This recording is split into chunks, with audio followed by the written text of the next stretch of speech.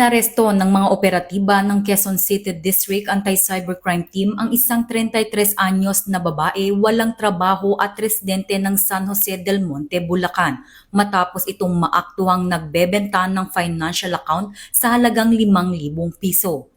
Nabisto ang iligal na gawain ng suspect sa isinagawang cyber patrolling ng mga otoridad sa isang Facebook group kung saan nagpost ang suspect.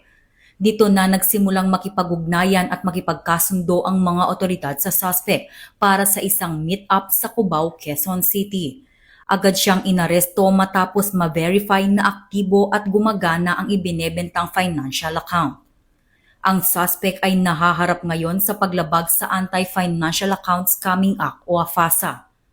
Ayon kay Police Brigadier General Wilson C. Asweta, Acting Director ng PNP-ACG, ang pagbebenta o pagpapahiram ng personal accounts ay labag sa batas at nagiging daan sa paglaganap ng online financial scam. Kaya naman hinihikayat nga ang publiko na itigil ang ganitong gawain upang maiwasan ang pananagutang kriminal.